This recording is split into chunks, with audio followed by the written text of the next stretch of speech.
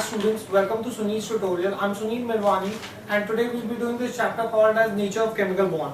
Now we've already seen what is hybridization. Now let's see what are the different types of hybridization that we can have. We're going to see the types of hybridization. When we talk about types of hybridization, there are three different types of hybridization, right? Hybridization, we just recap what is hybridization. I explained this to you in the previous lecture. Hybridization is the mixing and recasting of orbitals to form a new orbital which has approximately the same energy level as the combined energy level of the previous orbitals, right? So in simple language, it is the mixing of orbitals, right? There are three different types of hybridization. One is called as sp3 hybridization, second sp2 hybridization, and the third is sp hybridization, right? Now, so these are the three different types of hybridization. Now, what do I mean by each one of them? What do I understand by sp3 hybridization?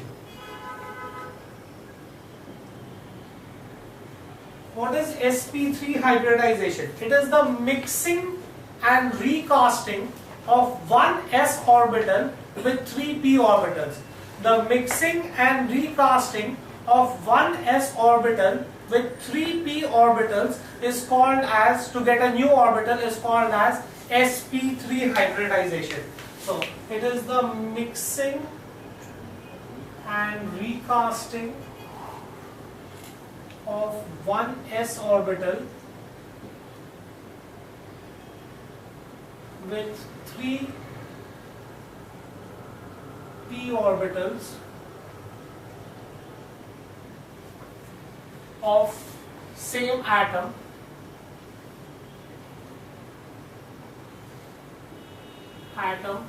having nearly equal energy,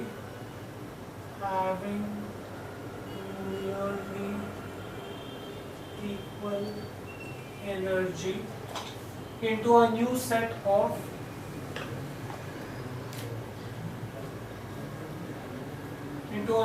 of four equivalent hybrid orbitals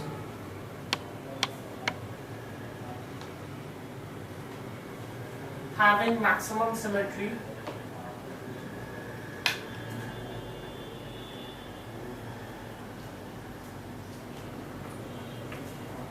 and equal energy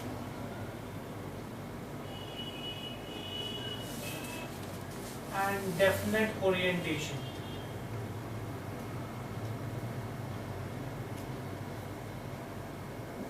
That's what is sp3 hybridization, right?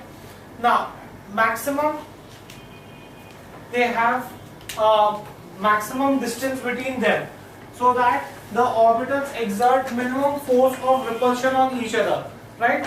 Now, in order to have the orbitals at maximum distance, how do I arrange them? At what angle should the orbitals be so that the four orbitals are at maximum distance from each other? So the hybrid orbitals are directed towards, in sp3 hybridization, the hybrid orbitals are directed towards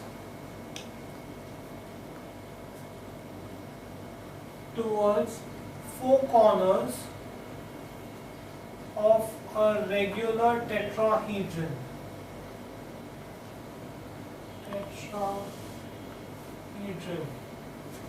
Right? And the bond angle in sp3 hybridization, the angle between hybrid orbitals is 109 degrees 28 minutes. Right? For MCQ they may ask you this, what's the bond angle in sp3 hybridization? The bond angle between the orbitals is 109 degrees 28 minutes. Let me try to explain sp3 hybridization with the help of an example. Let's see formation of methane. Formation of methane molecule.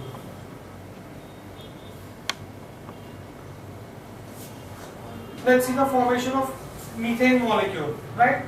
Now, for hybridization, first of all, methane, guys, molecular formula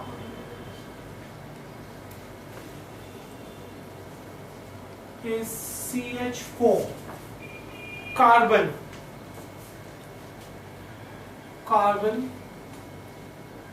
electronic configuration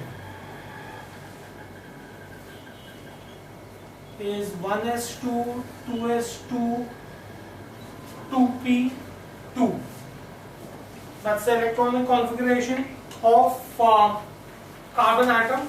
Now, how does carbon atom look in ground state? That means before the reaction starts, let's see the box diagram of electronic configuration. Box diagram. Ground state.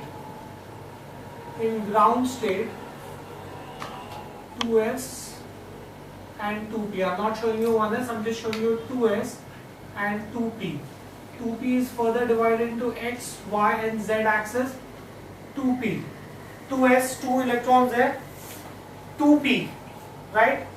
The electrons get filled in one direction first. So this is going to be the ground state of it. Now guys, look at this. It has a vacant orbital. It has a vacant orbital, that means during the chemical reaction, that means when carbon is reacting with hydrogen, due to the small amount of exothermic energy that is given out, it will go into excited state. Since it has a vacant orbital, carbon will go into excited state. Right? What do you mean by excited state? Excited state means one electron from the 2s orbital will jump into the 2pz orbital. Question, sir, from where will that energy come? That energy will come when carbon is reacting with hydrogen. When carbon is reacting with hydrogen, the reaction is the reaction is an exothermic reaction. So some amount of energy is going to be given out. That energy which is released is going to push the electron from 2s to 2pz. So this is the ground state. It will go into the excited state. In excited state, this is 2s and 2pz. 2p, x, y, z, 2s. One electron, 1, 2. The second electron of 2s has jumped into the 2pz orbital. This is the excited state. After the excited state, the next state is hybridization. One s orbital will combine with this 3p orbital to form sp3 hybridized orbital. Hybridization. You will have, this is how you will have the box diagram for sp3 hybridization. This is your box diagram for sp3 hybrid orbital.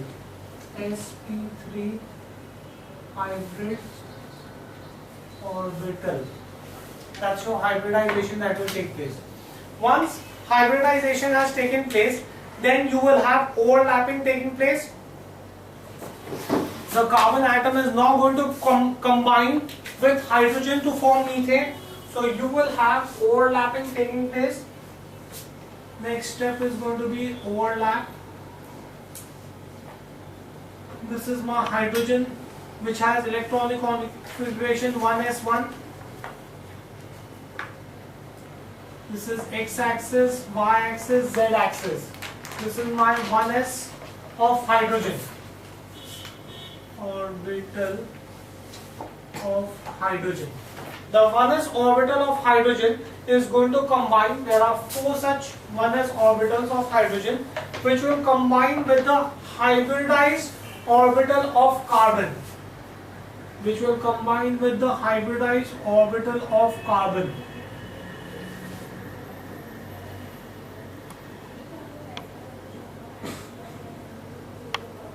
Right? The bond angle here, as we said that in sp3 hybridization is 109 degrees 28 minutes. Right? This is your carbon atom.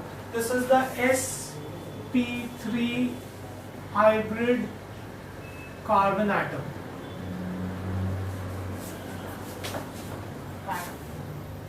Right? Now, as a result of which you will have methane molecule. How will the methane molecule look like?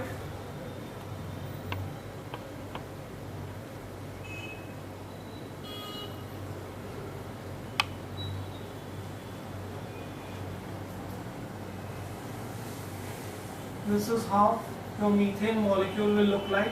Here is your overlapping that is going to take place, right? This is your methane molecule. This is sp3s overlapping, right? The bond angle here, this is your hydrogen, hydrogen, hydrogen, hydrogen. This is the carbon atom which is there in between, right? Structure wise, how will it look structure wise? Overlap. So this is your methane molecule, exact geometry of methane molecule. The bond angle we know is going to be 109 degrees 28 minutes. 109 degrees 28 minutes. Right? Now, the geometry. The shape and the geometry. It is going to look like a regular tetrahedron. Right? Regular tetrahedron as in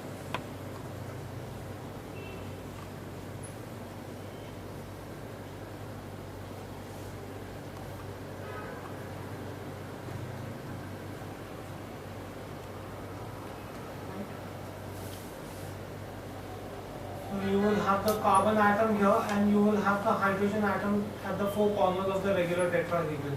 Hydrogen, hydrogen, hydrogen. That's the structure. Geometry is regular tetrahedron. This is that bond angle of 109 degrees. That's the formation of methane molecule. That's how sp3 hybridization takes place, and that will be your entire structure of methane molecule. Let's now go on seeing the formation of some other molecules also. Let's see the formation of, say, ammonia.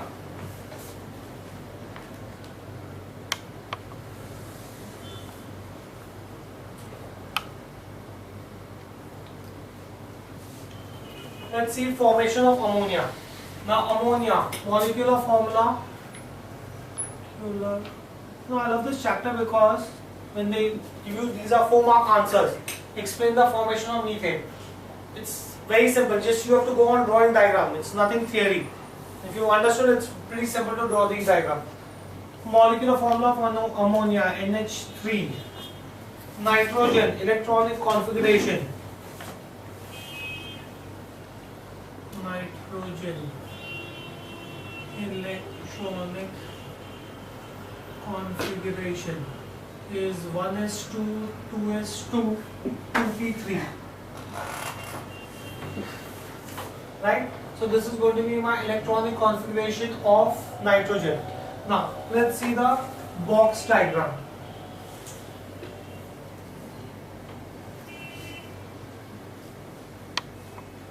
Ground state.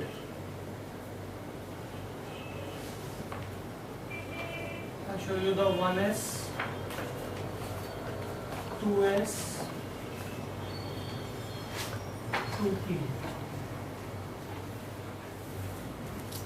x, y, z, 1, 1, 1, 2p3.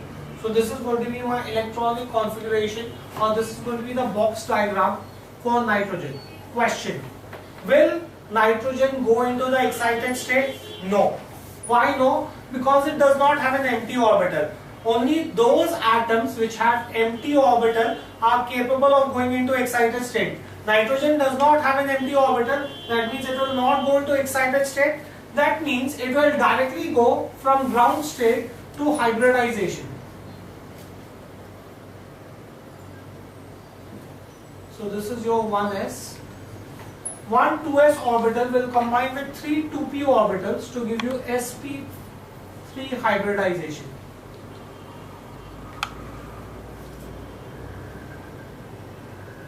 This is 1s and this is sp3 hybrid orbital. Now guys, we have a problem here.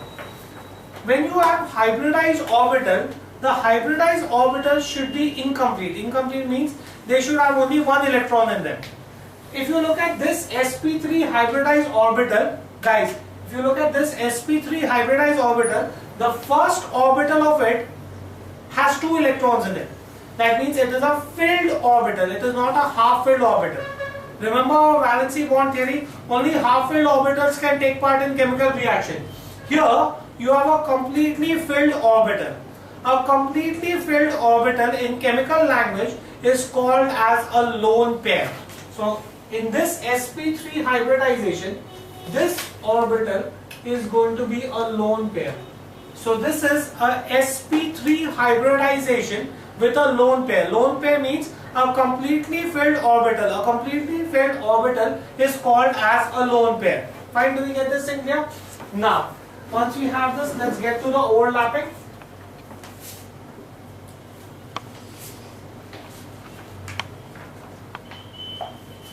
Hydrogen.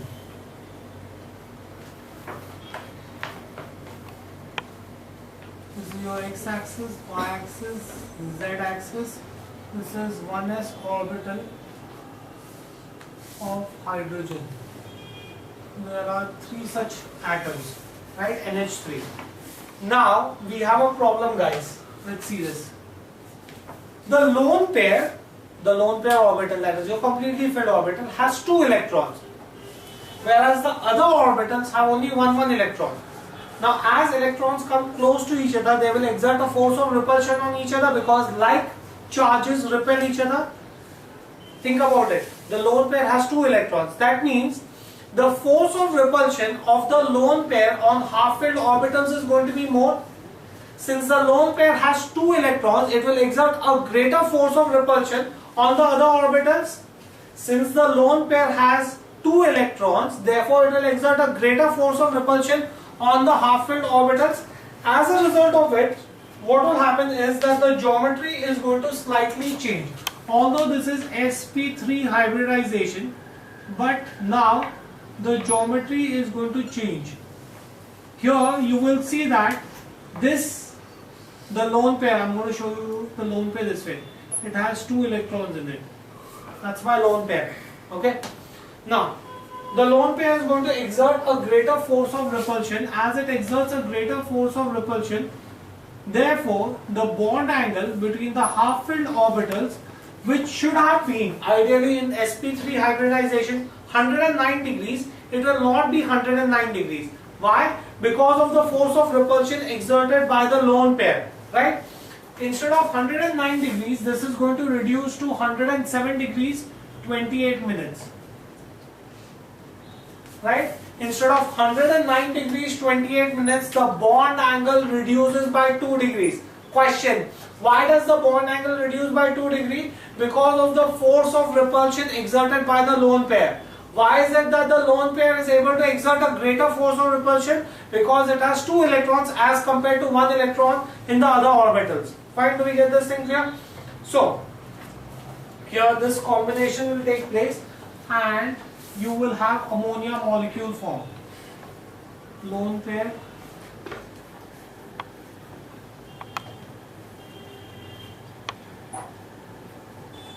this is the lone pair which I am going to shade it out so that we know this is the lone pair. Here you will have 3 hydrogen atoms combining here. 1s orbital of 3 hydrogen. This is the overlapping taking place here. And the bond angle instead of 109 degrees will now be 107 degrees. 107 degrees 28 minutes. Right? This is your hydrogen, hydrogen, hydrogen, and this one nitrogen. Fine, do we get this thing clear? Now, so that is your sp3s overlap. sp3s overlap. Fine, do we get this thing clear? Now, let's look at the geometry in that case. Geometry. Now, since the bond angle has changed because of the lone pair, instead of having a regular tetrahedron, the geometry is now going to be a pyramidal geometry. This is hydrogen, hydrogen,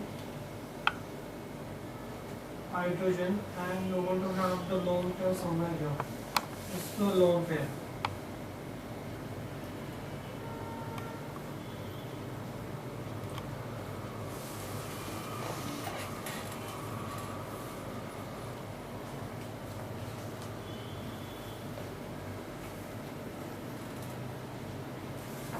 Right? This is the kind of geometry that you're going to have, and this geometry is called as pyramidal geometry. Right? That is how ammonia is formed.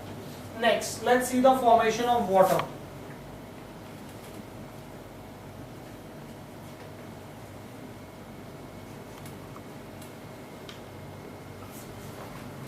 Water, molecular formula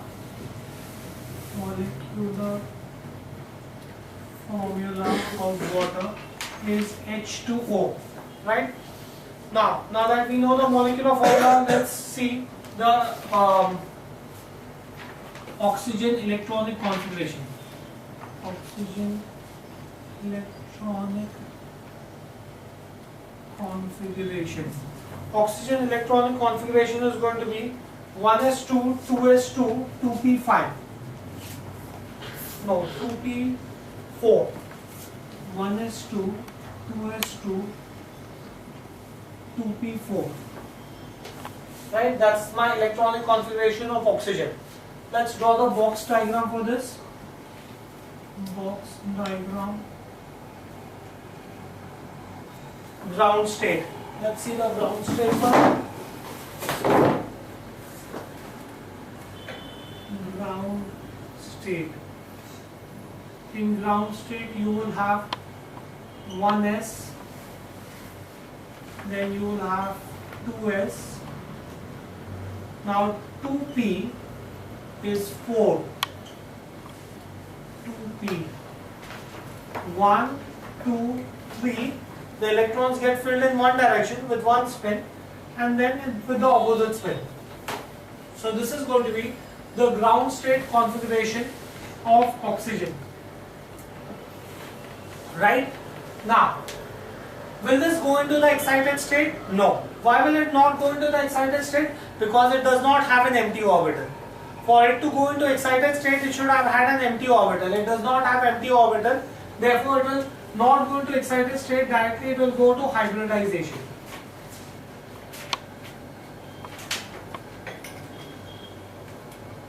So this is your 1s.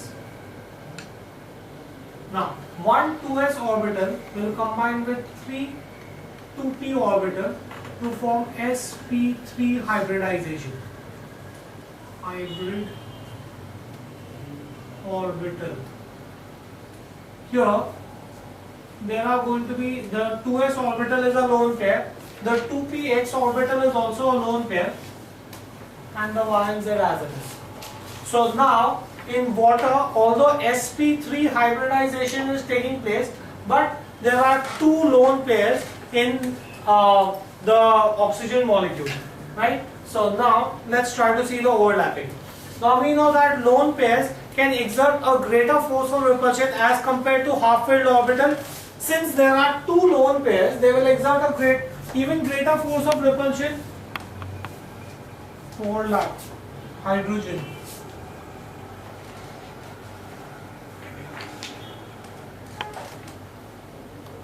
X, Y, Z. Two hydrogen. This is your 1s orbital of hydrogen. Fine, do we get this in here? Will overlap with your oxygen. It has two lone pairs. It has two lone pairs. They will exert a greater force of repulsion on this. This is one lone pair. This is the other lone pair. Okay. Since they are going to exert a great force of repulsion on the half-filled orbital, the bond angle between the half-filled orbitals is going to be further reduced. Where it should have been 109 degrees without the lone pair, 107 degrees with one lone pair. With two lone pairs, the bond angle reduces to 104 degrees 35 minutes. Right? Question: why is the bond angle in water 104 degrees in spite of it being sp3 hybridization? Because of the presence of two lone pair. The two lone pair exert a great force of repulsion on the half-filled orbital, and that is the reason why the bond angle reduces. Fine. Let's see the actual overlap. This is your oxygen. sp3 hybrid oxygen. So when they overlap, you will have the two lone pairs.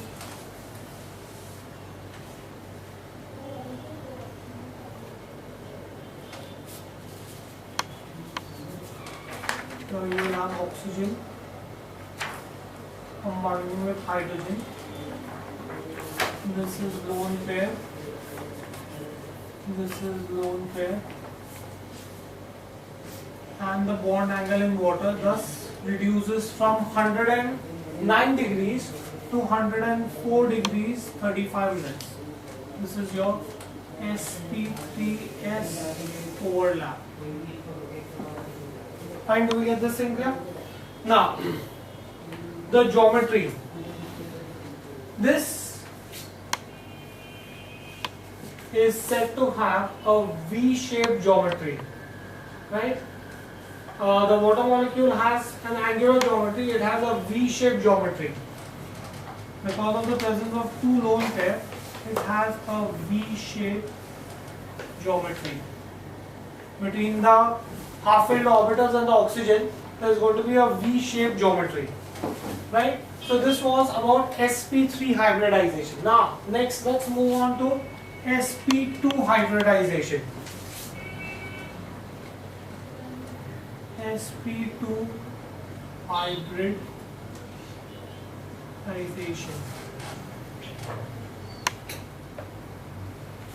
sp2 hybridization. Now, like sp3, you have here, in sp3 you had one s orbital combining with three p orbitals. In sp2 you will have one s orbital combining with two p orbitals. Question: sir, why will this happen? Because in the exothermic reaction, less amount of energy is going to be given out. Guys, the hybridization process will not take place on its own. It will take place due to the energy that is released during the exothermic reaction. Now, in certain chemical reaction, less amount of energy is released. Only that much amount of energy is released which is going to enable one s orbital to combine with two p orbitals, and thus I will have an sp2 hybridization taking place, right? So what is sp2 hybridization? It is the mixing, same definition, and recasting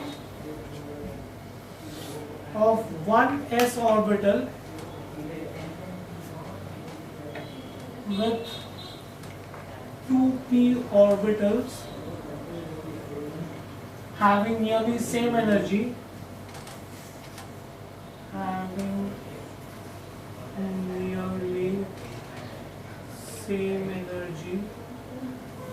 having nearly same energy into a new set of three,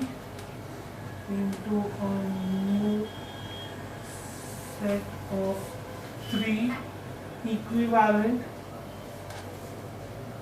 hybrid orbitals having maximum symmetry,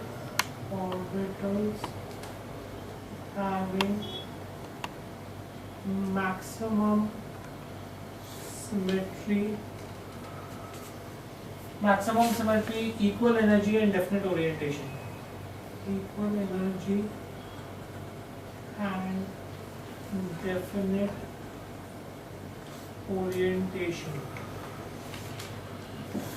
That's your sp2 hybridization.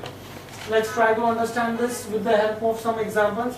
Let's see the formation of ethylene.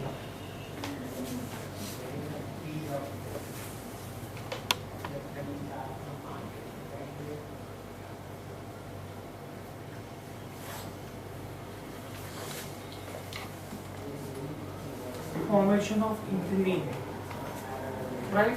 Now ethylene, molecular formula is C2H4. Molecular formula of ethylene is C2H4, right? Carbon electronic configuration is 1s2, 2s2, 2p2. Box diagram.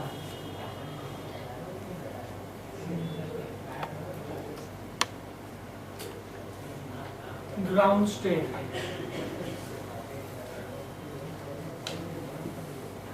Ground state, this is going to be 1s2, 2s2,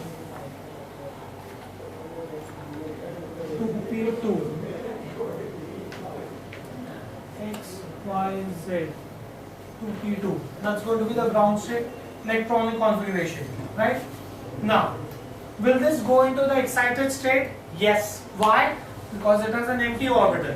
Since it has an empty orbital, whenever there is an empty orbital, the carbon during chemical reaction, the atom during chemical reaction will go into the excited state. So this carbon atom goes into the excited state.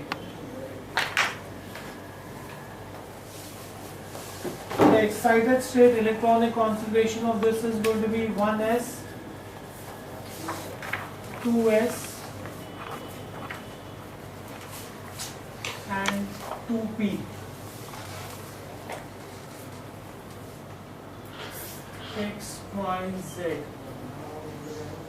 So here you have the carbon atom going into the excited state, right? Once the carbon atom goes into excited state, now the carbon atom, remember when you were doing methane, the carbon atom was combining with 4 hydrogen atoms, so certain amount of energy was given out.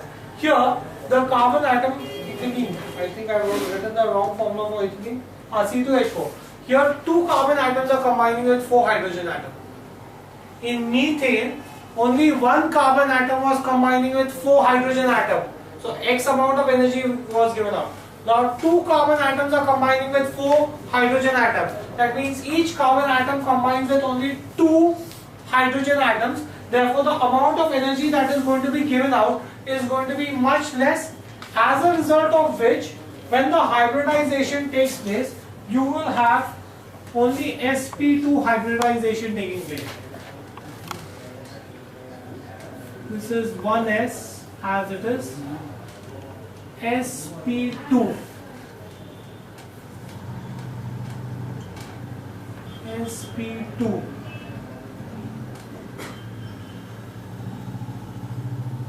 and the 2pz remains unhybridized.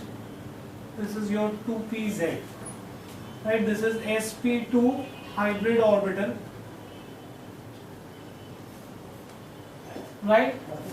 And the 2pz remains unhybridized. Question, sir, why did you hybridize 2pz? Simple, because I didn't have sufficient amount of energy. Total energy was utilized, some amount of energy was utilized in pushing that electron from 2s to 2pz. That means some amount of energy was utilized in bringing the atom into excited state. And then whatever energy was remaining was not sufficient enough to bring sp3 hybridization. Only sp2 hybridization took place and the 2pz orbital remained unhybridized. Now starts an interesting part. How will the overlap take place? Right? The 2pz, guys, first thing, the 2pz is unhybridized. It has not taken part in the hybridization process. Now remember, the unhybridized orbitals are always perpendicular to the hybridized orbital. So first thing I'm going to do is I'm going to draw the 2pz. It is unhybridized, that means both the lobes are going to be equal. This is my 2pz. First thing I'm drawing is the 2pz. Both the lobes are equal in length. It did not take part in the hybridization process. Right? Now sp3, that means I need 3 hybrid orbitals. 1, 2, 3. Right? This is my sp3 hybrid orbitals. This is your carbon. Here, each of this will combine with a hydrogen. This carbon is combining with 2 hydrogens. Right? Now the carbon will combine with another carbon here. Before that I'll have to draw the 2pz of the other carbon. This is the 2pz for the other carbon atom. Remember, this is C2.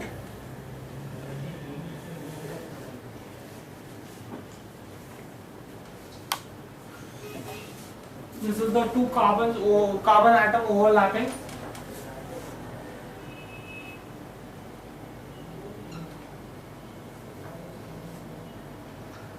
hydrogen here and hydrogen. This is hydrogen, hydrogen, hydrogen, hydrogen. This is carbon, this is carbon. Okay. Now, guys, the two carbon atoms are actually overlapping. This kind of actual overlapping is called as sigma bond. Right? The two unhybridized 2pz orbitals. There's a 2pz orbital here of carbon, there's a 2pz orbital here. The unhybridized 2pz orbitals will exert a force on each other. It could be attraction or repulsion. There's going to be some force between the 2pz orbitals. That is not because of actual overlapping, but that is because the 2pz orbitals are in close proximity with each other. The 2pz orbitals are in close proximity with each other, therefore they are going to exert some force on each other. I will show that force with these red lines. There is going to be some force between the 2pz orbitals. Therefore, ultimately, there are going to be, see, carbon. You will have one bond that is going to be formed because of actual overlapping. This is that actual overlapping which is called as the sigma bond. One bond, there will be some force that will be there due to the lateral overlapping, which is called as the pi bond. Due to close proximity, there is going to be some force that will exist between the two carbon atoms. Due to the close proximity of the 2pz orbital, there is going to be some force between them, which is going to be shown by the second bond between the carbon. Right? And here you have hydrogen, hydrogen, hydrogen and hydrogen. H, H, H, H. The bond angle here is going to be 120 degrees. Right? The two bonds between the carbon, the first bond is going to be the sigma bond, which is going to be formed due to actual overlapping. The second bond is going to be pi bond, which is formed due to lateral overlapping. Right? So do we understand this? This is going to be the geometry. The geometry for this. The bond angle, as we know, is 120 degree. Therefore, this kind of geometry is called as a trigonal planar geometry. Trigonal planar geometry. So, ethylene has a trigonal planar geometry. Two bonds, sigma bond and pi bond. Please understand this concept. Sigma bond is formed by actual overlapping, whereas pi bond is formed by lateral overlapping. When you have to break this, when I have to break the ethylene molecule, obviously more amount of energy will be required for sigma bond and less energy will be required for pi bond. Right? We will need this concept somewhere later as we study that why is it that for a single bond more energy is required and for two bonds less energy is required, because both the bonds are not sigma bond here. There is one sigma and one pi bond here. Right? Do we understand this? Okay. We'll stop this here for the day. Thank you very much.